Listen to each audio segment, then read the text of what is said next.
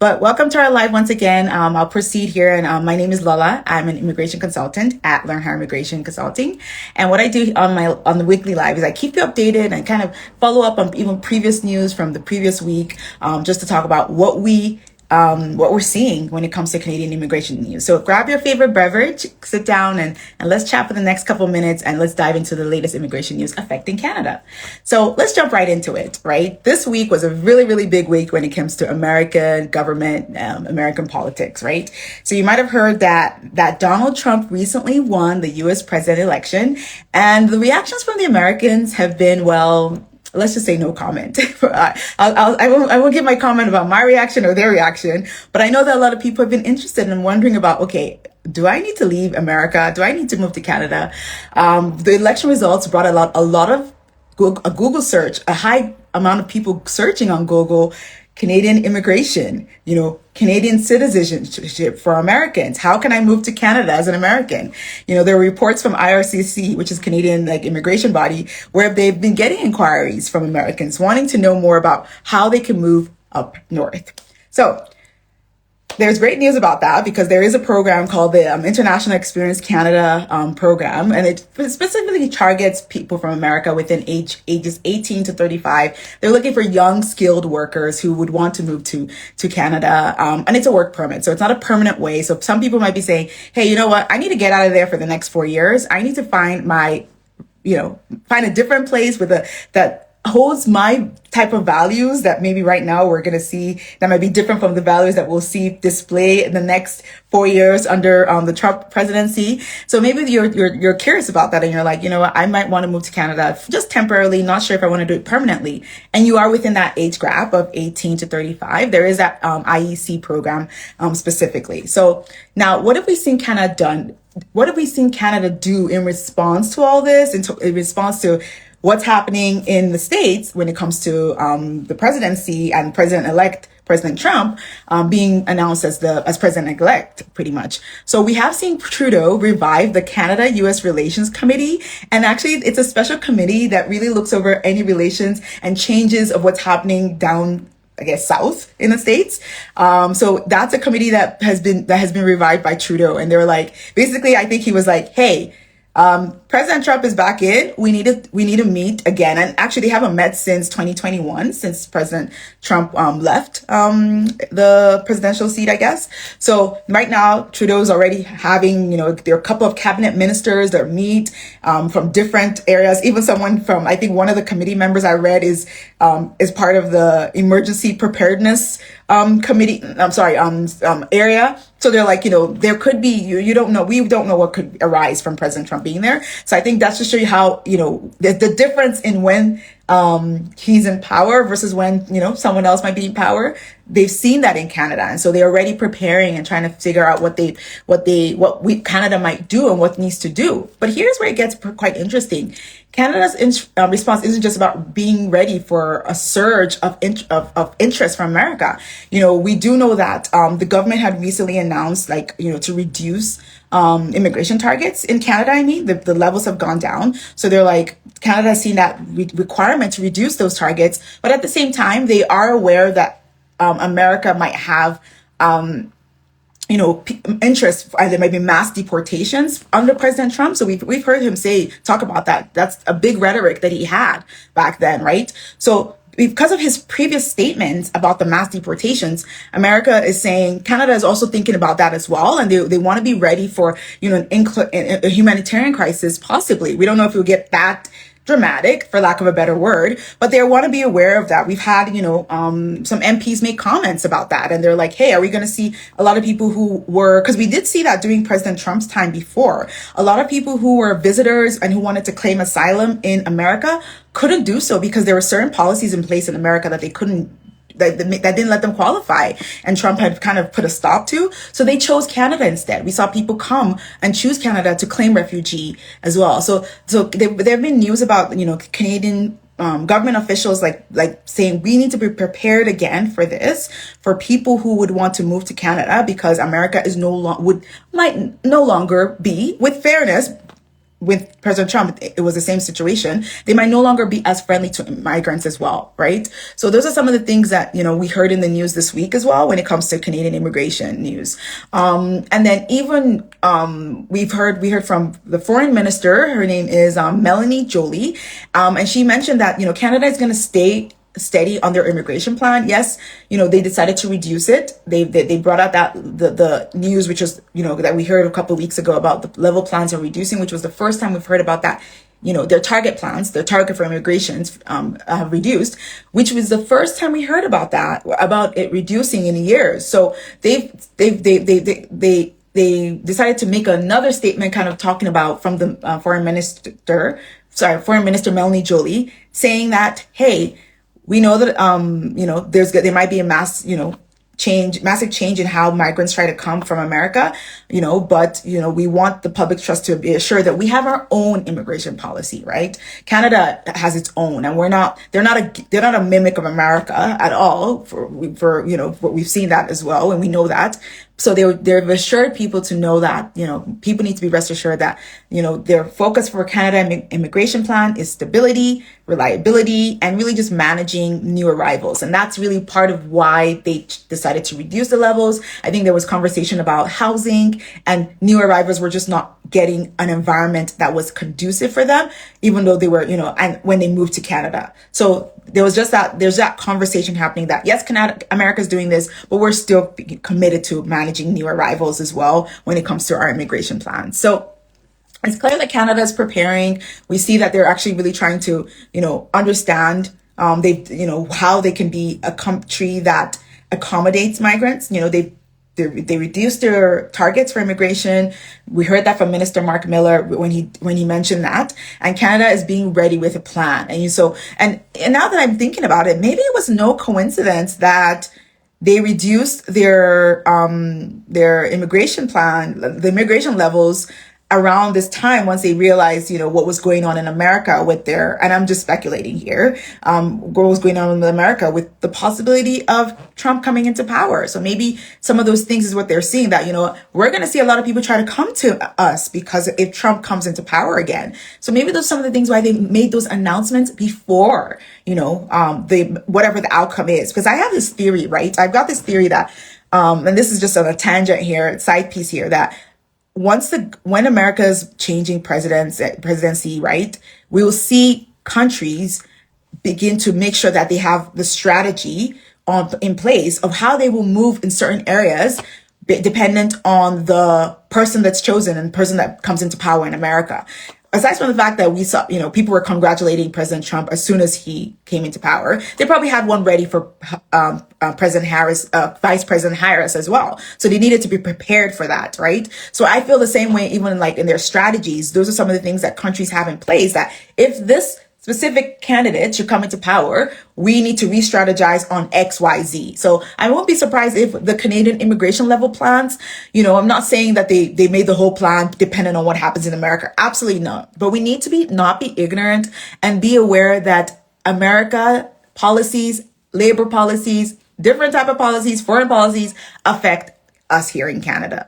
It does affect us. I know for some of the people are like, well, it doesn't matter what happened in America. I'm here in Canada. No, it does affect us. And we do know that. We've seen that happen. So, that's just some side piece here that I'm saying, where we don't know how those immigration levels plans and your decision to reduce it could have been affected by what they felt could be the outcome when it comes to Canadian immigration news as well. So, on the economic side, there's a lot to consider. Canada does have that close trade relationship with the U.S., meaning any shift in the U.S. labor policies could have a ripple effect here. If the U.S. tightens its immigration policies, and if you just joined us here, we're kind of just talking about the news from this week and how that affects us here in Canada. And the truth is that we know that it does affect us here in Canada. We know that that's what we're seeing, and we're ready for that. We want to get ready for that as well, for being a Canadian immigration, service provider to what, as an immigration consultant specifically. So this could be a promising time for young professionals who are based in America.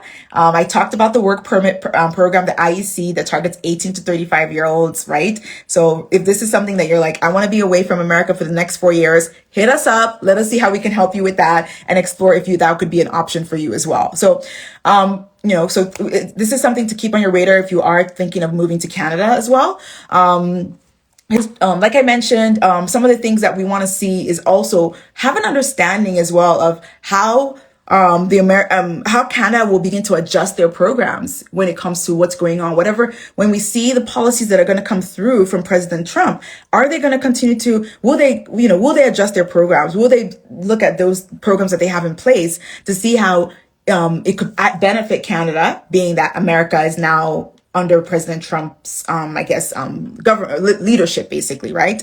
And so one of the ways that they've done that is through specific programs for Americans as well, that, work permit programs, there are also programs that Americans can also take advantage of, PR programs, provisional nomination programs as well. That's one of the things that Americans can also take advantage of as too. So, I know we have a couple of people that have joined us towards the end now, because we're about to wrap up. But today we were just talking a little bit, if you didn't catch it, and feel free to join the live, or rather to watch the live, which I've saved. Today we've just really been talking and analyzing with the news that came out of President Trump being or President-elect Trump, who will be coming to power come January 2025.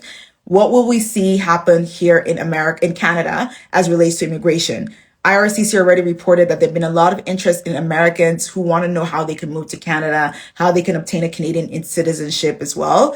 And we don't know what other countries will do to this effect. But of course, because Canada is so close to America, we know that they will specifically have things targeted at America, or they will consider America in their Canadian immigration policies as well. So that's pretty much what we were talking about. So it's been an interesting week. As well. It's been a very interesting week. We mentioned just a couple of them.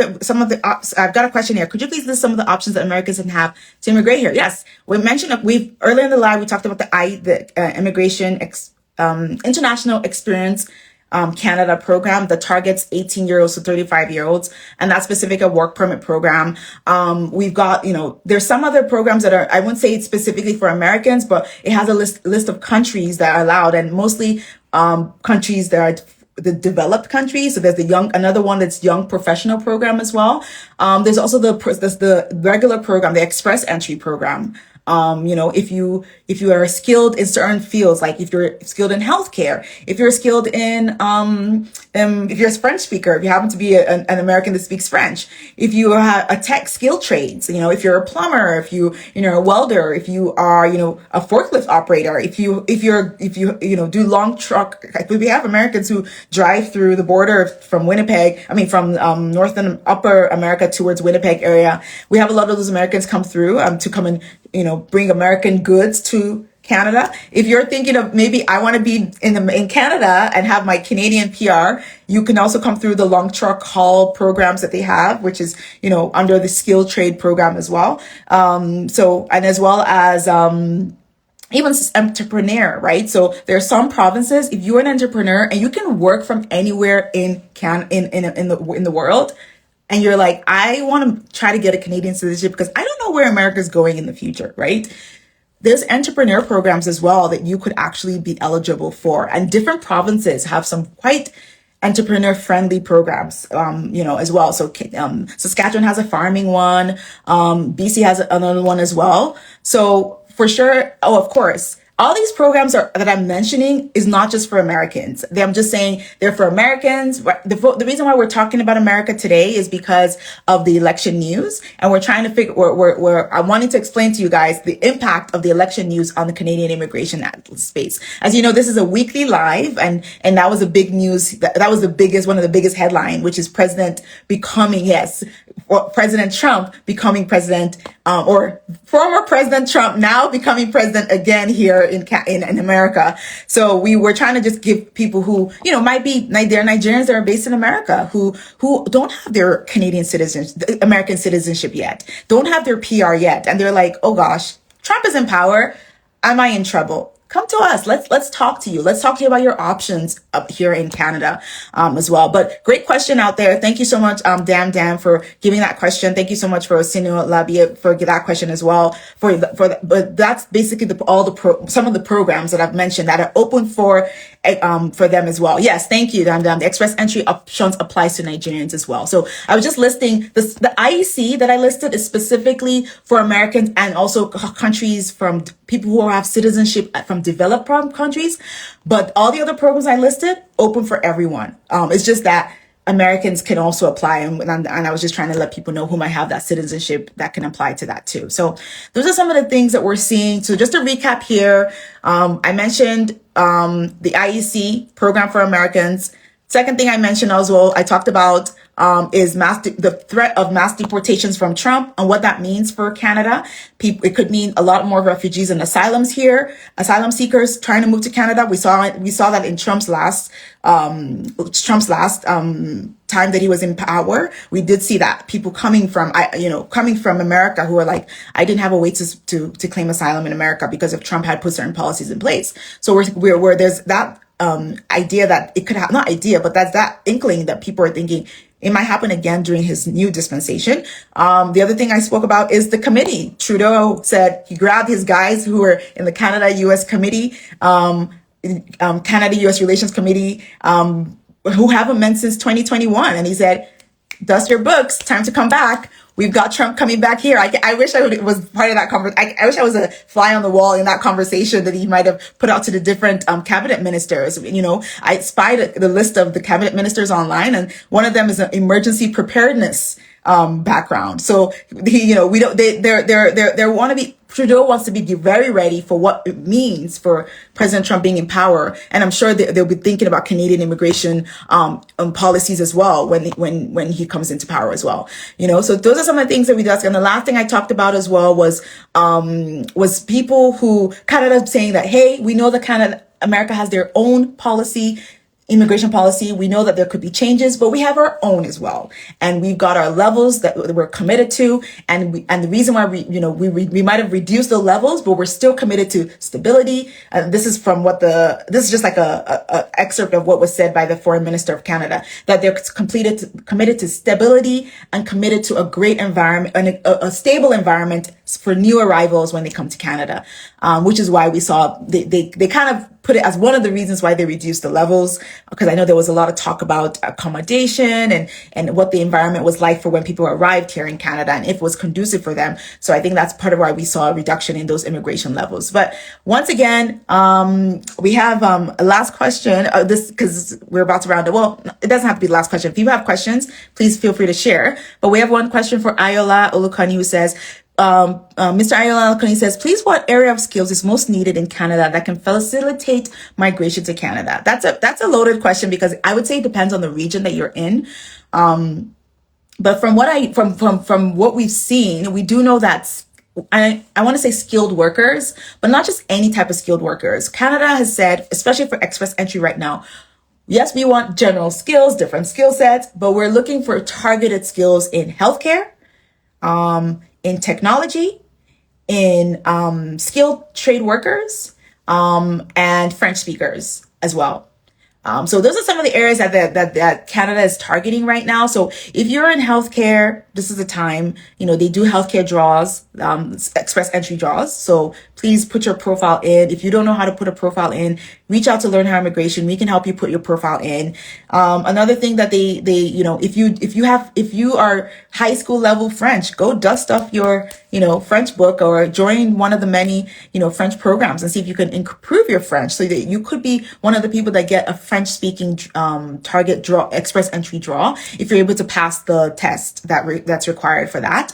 if you're good with your hands and you're kind of like, they forced me to go to school. They said, okay, I have to go to school, which I'm not saying people that go into skilled trades don't go to school, but they told me that I should go and read my book. But I really I'm the person that fixes things. I like the idea of like plumbing and electrician and being a welder and those kind of things, right? I know someone who decided to embark on learn how to drive long haul trucks in Nigeria, because he's noticed that there were a lot of opportunities for people in that field, and there are several programs, federal programs, as well as provincial programs for people who are truck drivers here in Canada.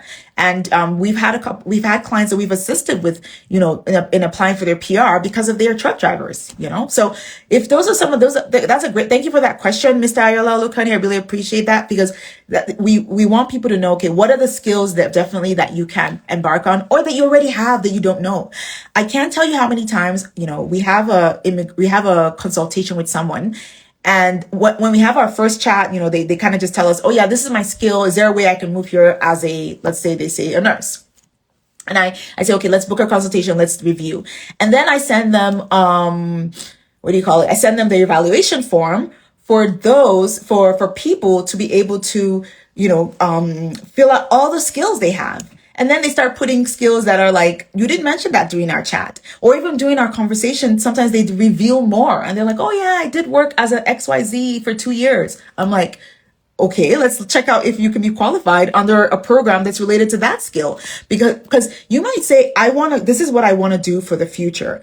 Or this is what I want to practice what I'm doing right now in Canada. But you don't know if maybe there's a different skill that can bring you to Canada that would then allow you to then practice what you really want to practice as well. But you definitely want to, that may be one thing that can bring you to Canada, where you can, and then you don't even have to stop practicing that. You can do everything. You can continue practicing that thing that you claim that you have a skill set in, bring that skill to Canada, and then continue practicing other areas, because I'm one person that wears different hats. So if you're someone that has different professions, think about a way you can move to Canada through one of those many professions. Yes, we have another question here from Ms. Ayola Olukani. Do retired people age 60 and above also have opportunities to migrate to Canada? Wow, that's a great question. Now, I know when it comes to Canada, age plays a big factor. I mean, you all know that, because especially for the express entry field, right? You've got the points and, all that stuff. But the honest truth is that doesn't mean you can't move to Canada through another program. The most obvious program that you can obvious way is if you have a child who is a Canadian citizenship, has Canadian citizenship or PR. There is the grandparents and parents sponsorship program. So this is under the family sponsorship program. And honestly, that's more like I like to say it's almost like a lottery, but it's like a drawing really, where your child who is PR or citizenship will put in an interest into the government when the invitation opens. They'll put an interest to sponsor their grandparent or their parent for PR. So then the Canadian government will then do a drawing and call people, and based on your application, and based on just a random drawing, really, to be honest, they will call you to apply for PR to sponsor your parent. Now, Peter, sometimes people have been waiting like a whole decade to finally get called. Every time that draw, and they don't open that draw every year. Sometimes they open it twice a year. They did that recently, which was the first time we saw that. But I think they did it because of there's a backlog of people for that draw. So we don't see that often, but it is an opportunity for people, if you have a child here that can sponsor you. But not to worry, there's also other options if you have other skill sets. If you're an entrepreneur, if you might be age 60 and above and you're an entrepreneur, and you might not get the points for age on that age, like basically, because once you hit the certain age, you pretty much won't get any points for age. But you might get points from the fact of your background, your skills, of what you've done, even when you were retired. But the truth is that you might decide that you might be retired in your profession, but you have a business that you've been functioning that you now want to do and bring to Canada. So you have to show that it's a business that you are willing to set up in Canada. So that's one of the other reasons. Does knowledge of French language help immigrate to Canada? Yes, it does. Yes, it absolutely does. There's French speaking programs targeted at people who speak French as well, for them to move to Canada. And that's one thing that Canada is looking for. Canada is officially a bilingual country of French and English. Even though you might go to certain areas, and not a word of French is spoken, but if by the time you get to, like, the eastern side of Canada, and even some small areas within other provinces, they do speak French, and there's that requirement to acknowledge. They call it active language. There's that requirement to acknowledge both French and English, depending on the sector that you work at as well. But that's a conversation for another day. All right. Okay, well, thank you so much. Thank you so much, everyone, for your questions. I'm really glad that you guys have joined me today on this wonderful, sunny Saturday here in Canada. I know your people are joining from different weird areas in the world. Dad, I'm asking, what are some areas in Canada that are easier to migrate to and settle? That is a great question. Okay, so I don't know if I should tell a story with this question or just answer directly, but I'll answer directly and then maybe I'll tell my story. But the truth of the matter is, most people want to move to bigger cities, right? But there are some areas, smaller cities like, I'm going to call Saskatchewan, Regina, Winnipeg. There are certain cities that are, that are not as populated, that are easier to migrate to and settle. Bringing your family into a foreign land can be really difficult. So if you try to, if you want to move to, like, let's say you have family in bigger cities like Toronto, Vancouver, that's great, because maybe you have a family that you can live with before you finally move out on your own. But if you're trying to move to those bigger cities right off the bat, don't know anybody, and you're trying to afford rent there, the housing market and the rent in some of those cities are literally 3, 4, 5 times what you would pay for a city that is smaller in size, like Saskatoon, Regina, that's in Saskatchewan, or even Winnipeg, and that's in Manitoba, and other provinces as well. So those are some of the cities that you should think about. You should think about, and I'm not advocating for any specific city, but think about a couple of things. Is the cost of living it will be easier for you to settle in. Even the population of people, so you don't have to have long commutes in smaller cities. So you can think of that when you're thinking about this. I know for someone like me, that I'm originally from Nigeria, I haven't done the whole 2 hours to get to work, 4 hours sometimes. I knew that being in a city that you still have to do that again, like Toronto, or those were not going to be an option for someone like me, right? So for some people it's an option, but I just was like, no, I'm not going to continue doing 4 hours of commute moving to Canada, or 2 hours, because to be honest, truth is maybe not 4 hours, but I know colleagues, that people who have lived to Toronto, who have driven 2 hours to go to work regularly. So those are some of the things that makes it easier to settle. Transportation, places that doesn't have long commutes. Now, I will say that in bigger city, they have better and more accessible transportation. So, hey, you're like, I won't have to drive, I'll have transportation. But it's the cost of those things that you have to keep in mind, right? And then when it comes to wages, right? Think about where they might be paying. You might be getting paid a pretty high amount, so maybe the minimum wage is high in those cities, but what's the cost of living? Think about some of those things as well. Those are some comparisons you can look at, when you think about settling and migrating to Canada. So, but definitely reach out to us if you have any of those more detailed questions about what are some areas that would be easier to move to in Canada, and we can always talk more to discuss that. Because even when it comes to your profession, there's some professions that might be better for certain areas too. So because of, especially when it comes to licensing, there's some provinces that have stricter licensing. Like if you have a background in like massage therapy. Some of them have like in Canada, if you have a background in massage therapy, you just need to have 24 months of school, to be able to practice as a massage therapist here, right? For them to give you a license, you apply for your licensing through the massage therapy school then here. Ayola Lukani is saying, Canada is reputable to be very cold. What area can be considered to have a relatively warm area year round? Okay, so it's so funny that I just talked about cost of living and different cities and everything. So we know that it's usually would be, well, not we know, I'm not going to assume everyone knows this, but it's British Columbia. British Columbia has more warmer weather year round.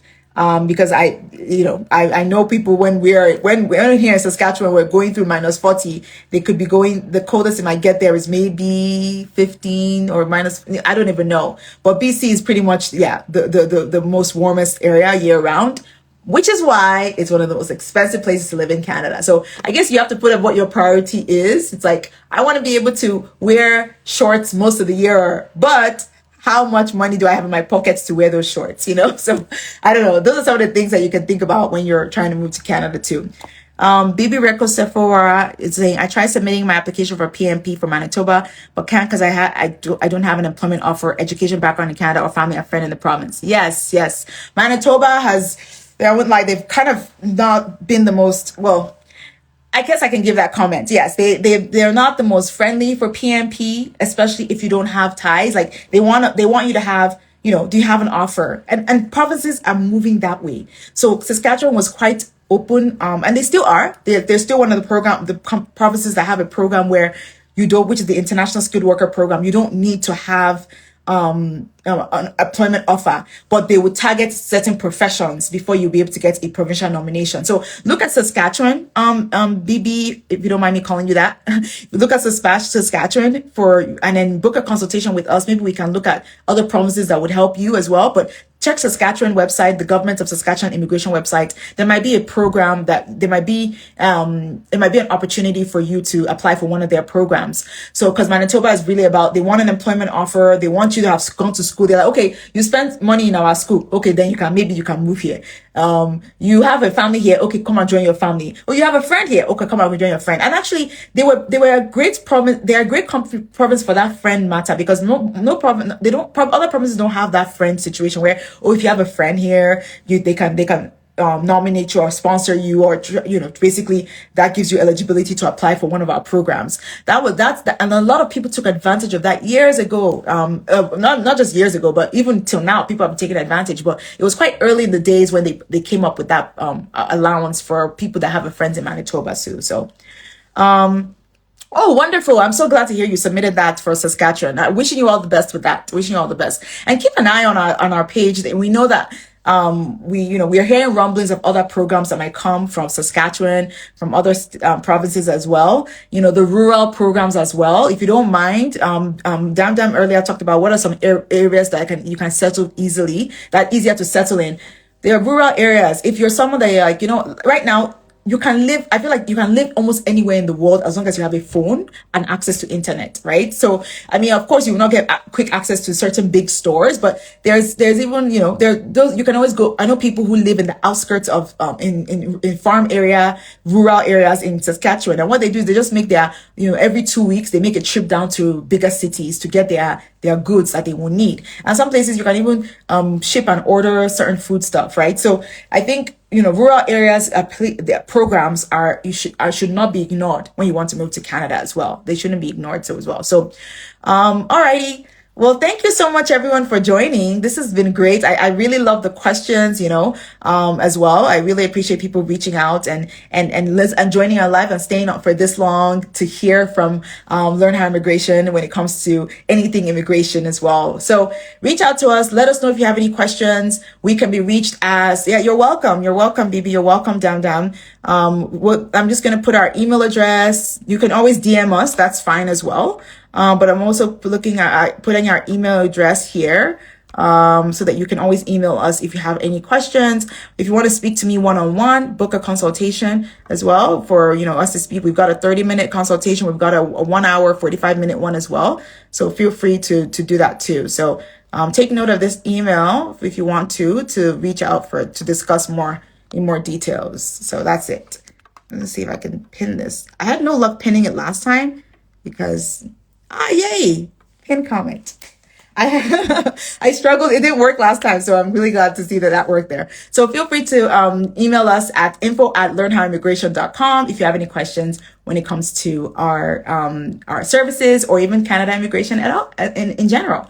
It's been great speaking to you all. Thank you so much. Save this live. This live will be saved. So if you want to share it with your friends, if people that are interested, if you see that there's something that you think someone might be beneficial for someone else to hear, please share it with your friends, share our page with them, so that we can continue to provide value for everyone that's looking for ways that they can move, visit, and live in Canada, because it truly is a great place to be. Alrighty. Have a great one. Thank you so much, Mr. Ayola. I see Chantel, you just joined us. This live will be saved, so you can always join and listen to the live. Go to our page. I'll save it right now, and you can listen to the live to hear what we talked about during this our weekly live. All right, catch you next week. Thank you, guys. Bye-bye.